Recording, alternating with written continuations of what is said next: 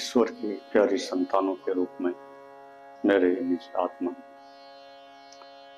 उस आंतरिक प्रकाश की खोज करो जो सदा शांत है और सभी दुखों से परे है। स्वामी रामतीर्थ ने एक जगह लिखा बहुत सुंदर कि नौकर मालिक के यहाँ लंबे समय से नौकरी करता था। मालिक चालाक होता है, चतुर होता है, इसलिए तो मालिक है। वो उसकी रसोई में भोजन बनाता, स्वादिष्ट भोजन, और वो सब भोजन मालिक चट कर जाए। कई बार उसको रात को ऐसे भूखा सोना पड़े। यदि किसी बार ऐसा हो जाए कि भोजन अधिक बच गया है तो नौकर से कह दिया जाए कि तुम सुबह कर लेना, उसको बचा कर रखें, सुबह उसको मना कर दे, फिर खा के निकल जाए। तो नौकर ने सोचा बहुत लंबी सजा हो गई, ऐसे व्यक्ति के साथ क्या किया जा सकता है। तो उसने कई बार विरोध किया, जाने के लिए भी उस व्यक्ति को बाधित किया, फिर भी उस व्यक्ति का काम का आदमी था, काफ़ी लंबे से समय से सेवा कर रहा था। तो एक रात को स्वादिष्ट भोजन बना, काफ़ी स्वादिष्ट था, और मालिक की स्थिति ऐसी थी कि पहले से वो खाने की स्थिति में नहीं था। उसने कहा सुबह खाएंगे, लेकिन एक शर्त के साथ, जो रात्रि को श्रेष्ठतम सपना देखेगा, जिसका सपना बहुत बड़ा होगा, श्रेष्ठ होगा, वो सुबह उस भोजन को खा सकता है। बस ये शर्त है। स्वाभाविक है, झोपड़ी में रहने वाला गरीब आदमी क्या श्रेष्ठ सपना देखेगा? उसके तो सपने भी झोपड़ी के होंगे, महल में रहने वाले के सपने महल के ही होंगे। उसे पता था पराजय तो निश्चित है। तो सुबह वो आमने सामने हुए बैठे। उसने कहा क्या देखा? पहले तो मालिक ने बताया, महल में गया, इतने नौकर थे, इतने लोग आसपास घूम रहे थे, ये खाया, ये देखा, वहाँ घूमा। उसने कहा आपने क्या देखा? कि मैंने देखा कि रात्रि को एक देवता, क्या दैत्य राक्षस आ गया, हाथ में बड़े भयंकर तलवार, विकराल रूप। उसने कहा उठो, किचन में जो भोजन रखा है वो सारा चट करना पड़ेगा, सारा खाना पड़ेगा। और मेरी परिस्थिति ऐसी थी, मजबूरी ऐसी थी, भय की वजह से मेरे प्राण सूखे जा रहे थे, और आप माफ करिएगा, क्षमा करिएगा, मुझे अकेले ही खाना पड़ा। सुना, जब तक दैत्य तलवार लेकर के बैठा है, हमें भी ना चाहते भी विषाक्त भोजन सुबह से लेकर के रात्रि तक नहीं चाहते थे। गाली देना, फिर भी गाली देनी पड़ती है। नहीं चाहते थे चोरी करना, लेकिन फिर भी चोर बनना पड़ता है। नहीं चाहते थे किसी का अपमान करना, फिर भी करना पड़ता है, क्योंकि वो जो दैत्य है वो तलवार लेके 24 घंटे आपको बाधित करता है। गिरना पड़ेगा, गिरोगे। जैसे कि महाभारत में आता है, दुर्योधन को बहुत लोगों ने समझाया, भगवान कृष्ण स्वयं जाकर के उनको समझाते हैं। वो कहते हैं मूर्ख नहीं हूँ, मूढ़ नहीं हूँ, मैं भी राजपुत्र हूँ, शिक्षित हूँ, शास्त्रज हूँ, धर्म भी जानता हूँ, अधर्म भी जानता हूँ, लेकिन फिर भी युद्ध होगा। क्यों होगा? क्योंकि तलवार जो ऊपर है अहंकार की, अज्ञान की जो तलवार है, वो ना चाहते हुए करा ले लेती है। आदमी जिंदगी भर पराश्चित ही करता रह जाता है कि नहीं चाहता था ऐसा करना। तो जब तक आपके पास ये गवर्निंग पावर नहीं है, ये आधिपत्य करने की, ये चुनाव करने की, ये निर्णय लेने की, ये मालिकियत करने की क्षमता आप में नहीं है, जब तक आप स्वयं के मालिक नहीं हो, उठने से पहले तो नशे से मुक्त नहीं हो सकते। हम छुपा सकते हैं स्वयं को, लेकिन आत्मा से लंबे समय तक नहीं छिप सकते। दूसरों से छुपाएं, कितना छुपाओगे? ऐसा हुआ कि एक व्यक्ति अपराध में पकड़ा गया। यहाँ दो तरह के अपराधी हैं संसार में। एक कुशल अपराधी जो अपराध करके बच जाते हैं, एक अकुशल अपराधी, वो नासमझ अपराधी हैं थोड़े, वो पकड़े जाते हैं दो तरह के, कुशल और अकुशल। तो एक व्यक्ति को राजा ने पकड़ा, दुराचार में, व्यभिचार में और चोरी में पकड़ लिया। अंतोगत्वा उसको फांसी होनी थी, सजा होनी थी। अतीत में हम यही करते रहे, हमने ज़्यादा से ज़्यादा लोगों को मारा है, लोगों को बदला नहीं है। हमने फांसी देने के प्रावधान किए हैं, लेकिन आदमी को हमने मुक्त करने की योजना नहीं बनाई है। यह भी एक अपराध की बहुत बड़ी श्रृंखला है, उसके कारण भी अपराध बढ़ता रहा। मारने से कोई समाधान नहीं होता किसी का। गर्दन काट दीजिएगा, कितने लोगों की काटोगे? सामान्यतः जितने लोग बैठे हैं, यदि साधारणतः उनके जीवन में इतनी बार क्रोध किया, इतनी बार झूठ बोले हो, इतनी बार आपत्ति किया है, इतनी बार गलत आचरण किया है, इतनी बार किसी को गलत दृष्टि से देखा है, कम से कम 5 साल की सजा सबको दी जा सकती है, ईमानदारी से दी जा सकती है, उसमें बेईमानी की जरूरत नहीं। इतनी गलतियां साधारण आदमी करता है, लेकिन वो हमारे न्याय के अंतर्गत नहीं आता। पागल खाने में वो लोग लग जाते हैं जो 100 डिग्री पर बॉलिंग पॉइंट पर होते हैं। पागल तो हम सब हैं, कोई 50 डिग्री है, कोई 30 डिग्री है, लेकिन जाना उनको पड़ता है कि जो थोड़ा सा आउट ऑफ रेंज चले गए हैं, उनको हमें आगरा भेजना पड़ता है। अपराधी हम सब हैं सामान्यतः, लेकिन जब अपराध समाज के ज़्यादा विरुद्ध हो जाए तो हमें सज़ा का प्रावधान रखना पड़ता है। तो राजा ने पकड़ा तो फांसी की सज़ा थी। पहले एक अच्छी बात थी उन लोगों में कि आदमी जा तो रहा है, अंतिम समय में ज़्यादा से ज़्यादा क्या करेगा, थोड़ा भोजन कर लेगा स्वादिष्ट, अपने बच्चों से मिल लेगा, या थोड़ा बहुत धन मांगेगा। भाई अंतिम इच्छा बताओ क्या है? उसने कहा कि अंतिम इच्छा तो कुछ बची नहीं, जब मौत ही नज़दीक आ गई तो इच्छा करके भी क्या करें, क्योंकि मौत सब इच्छाओं को समाप्त कर ही देगी, तो अब इच्छा करके भी कोई लाभ नहीं। लेकिन एक दुख जरूर है, उस चोर ने एक बात बताई कि भाई मेरे गुरु ने, क्योंकि गुरु सबके होते हैं, चाहे वो नेता हो चोर हो, सभी के गुरु होते ही हैं, तो चोर का भी गुरु होता है। उसने कहा मेरे गुरु ने मुझे कुछ मोती दिए थे कि भाई तुम इनको बीज दोगे तो एक एक मोती में से हजारों मोती लगेंगे, और मैं चाहता था ये फसल इस राज्य के काम आए।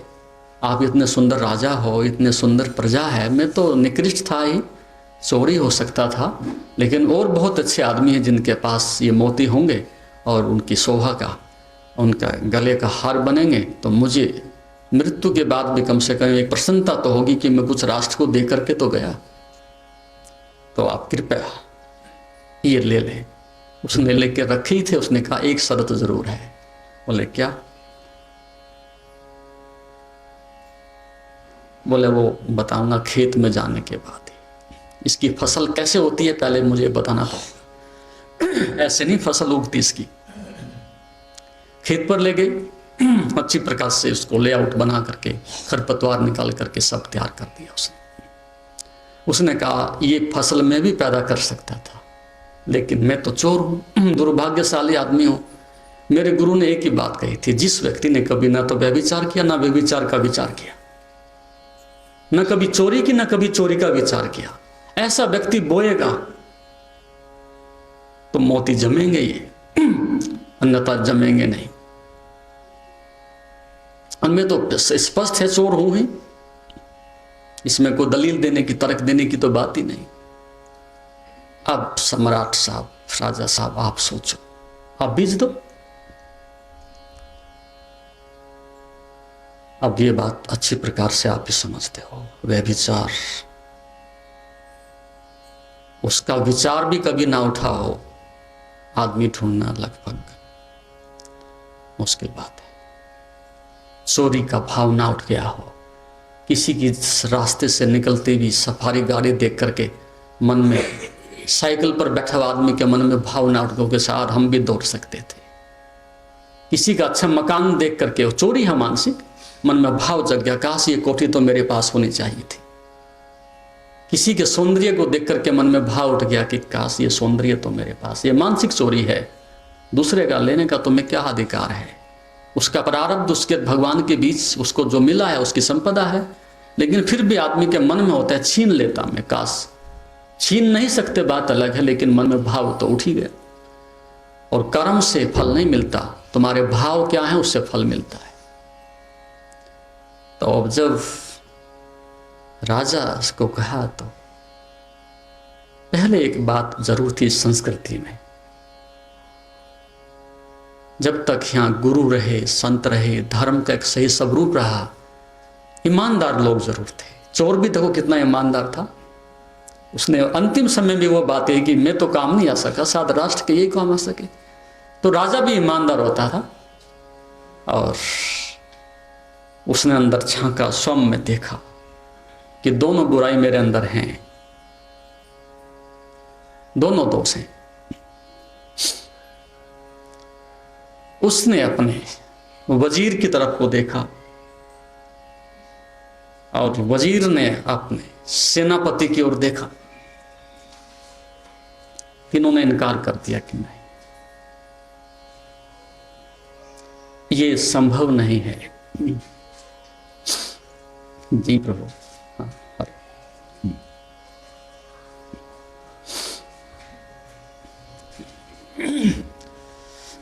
ये संभव नहीं है।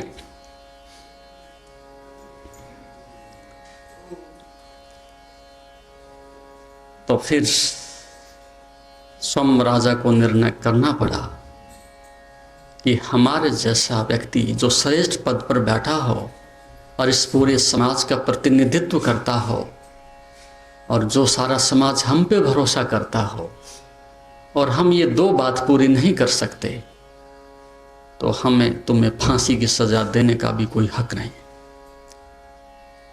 जाइए, हम बड़े चोर हैं, आप छोटे चोर हो। इतना धन जो हमने संचित किया है वो ईमानदारी से थोड़ा ही किया है। नहीं हो सकता। पुरुषार्थ से, विवेक से, साधन से तो एक सीमित मात्रा में ही आप इतना अर्जित कर सकते हो, उससे अधिक नहीं मिलता।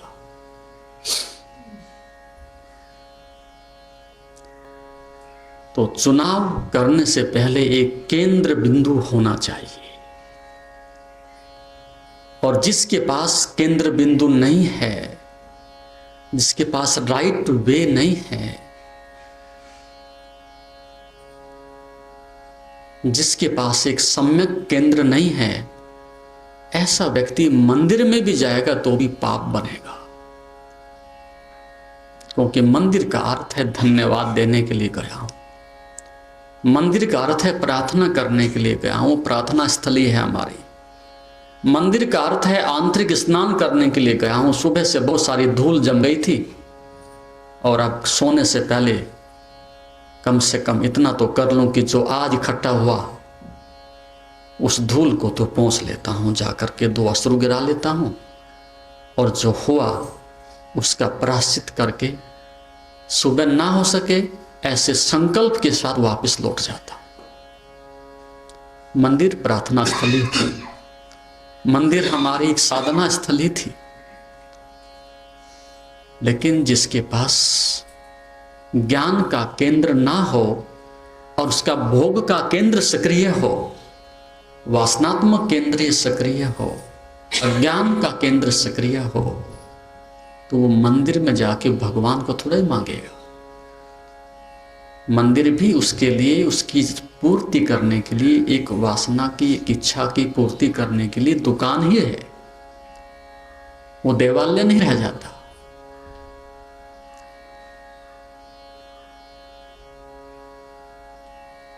तो जिसके पास केंद्र नहीं, वो कुछ भी करे, कितना भी श्रेष्ठतम करे, आप उसके हाथ में अमृत भी दोगे तो सायंकाल तक उसको जहर बना ही लेगा। वो कुशलता है उसके पास। उससे आप सम्राट भी बनाओ तो सायंकाल तक वो भिखारी ही मिलेगा आपको। किसी के बनाने से कोई बना हुआ रह जाए, ऐसा कदापि नहीं होता। जिनके पास बनने की पात्रता होती है वही बनते हैं। प्रत्येक बाप चाहता है बेटे को कुछ बना दो, लेकिन बिना पात्रता के क्या बना सकते हो? ज्यादा से ज्यादा धन दे दोगे, अधिकार दे दोगे, लेकिन विवेक कहां से लाओगे, बुद्धि कहां से लाओगे? प्रत्येक गुरु चाहता है कि शिष्य को घड़ दूं, शिखर तक पहुंचा दूं, लेकिन उसके पास कोई सम्यक केंद्र जागृत ना हो, उसके पास स्वयं का कोई आचरण ही ना हो, उसके पास स्वयं की कोई संपदा पैदा करने के लिए पुरुषार्थ ही ना हो, तो गुरु क्या करेगा? तो ये बात ध्यान में रख करके जिए कि राइट सेंटर, सम्यक केंद्र जब तक आपके पास नहीं है, आप कुछ भी करो गलत हो जाएगा। आप कुछ भी बो, फसल पाप की मिलेगी। आप कुछ भी करो, निराशा हाथ में आएगी। आप 10 कदम किधर भी चलो, वो नरक की ओर ही ले जाएंगे। तो ऋग्वेद में एक मंत्र आता है, ऋग्वेद का ऋषि कहता है कि जो जागृत होता है, समझते हो, जो जागृत होता है, जो होश में होता है, जो अवेयरनेस में होता है, वह सदैव आकाश की ओर जाता है। उसकी कभी अवनति नहीं होती, उन्नति होती चली जाती है। बहुत सुंदर बात ऋषि ने कितनी पुरानी बात कही होगी। एक सार सूत्र बता दिया, एक मंत्र बता दिया कि जब भी पाप होता है, मूर्छा में होता है, जल्दबाजी में होता है, बेहोशी में होता है, इन स्पाइट ऑफ में। जब भी आदमी पाप करेगा, क्रोध में करेगा, शराब पी करके करेगा, अहंकार के ज्वर से ग्रसित होके करेगा, वासना के वशीभूत होके करेगा, उसके लिए मूर्छा जरूरी है। आपकी इंद्रियां और मन मूर्छित हो तो पाप हो सकता है। तो वेद का ऋषि ठीक कहता है कि यदि जागरण हो, और जागरण इंद्रियों में तो होता नहीं, जागरण का केंद्र तो आत्मा है, जागरण का केंद्र तो आपकी चेतना है, जागरण का केंद्र तो आपकी प्रज्ञा है। तो ऋषि क्या कहता है कि जब तुम कर्म करो तो जाग जाओ। कैसे जाग जाओ?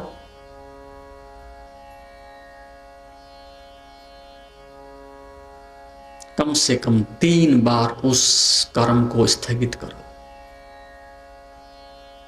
और पूछो, आवेग में नहीं, बेहोशी में नहीं, जल्दबाजी में नहीं, क्या मेरे इस कर्म से दूसरे को दुख तो नहीं पहुंचेगा? क्या मेरे इस कर्म से नरक तक का विस्तार तो नहीं होगा? क्या इस कर्म से मेरी आत्मा लज्जित तो नहीं हो जाएगी?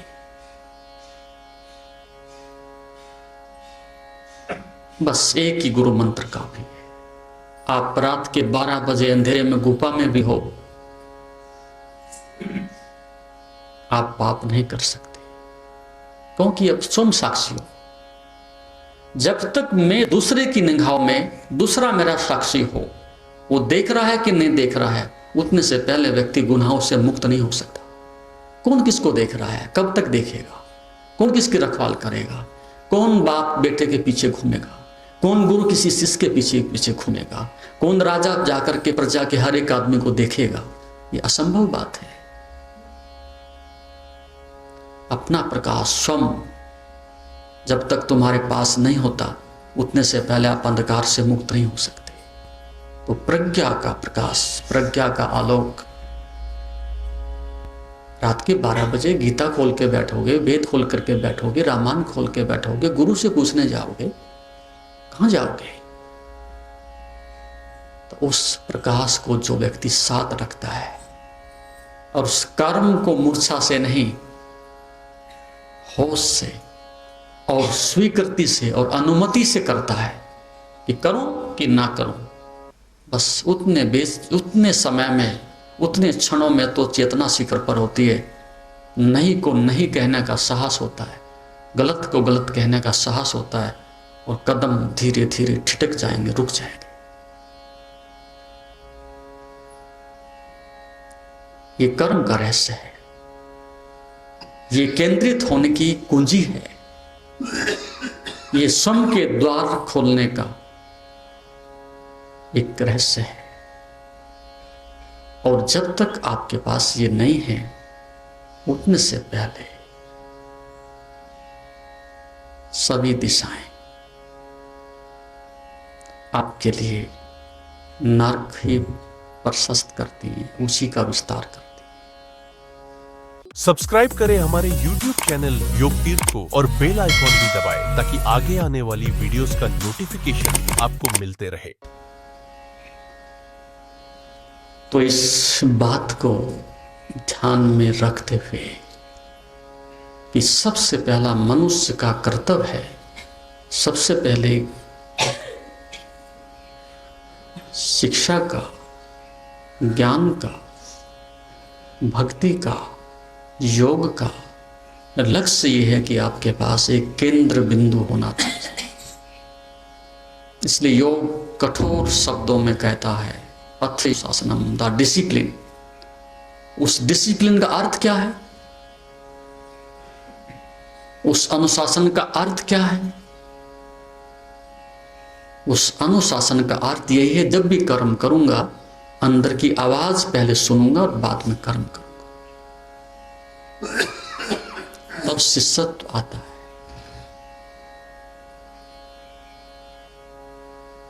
और जो इतना ईमानदार हो सकता है, जो इतनी ईमानदारी दिखा सकता है स्वयं के प्रति, दूसरों के प्रति ईमानदार होने में कुछ नहीं लगता, कपड़े बदलने पड़ते हैं।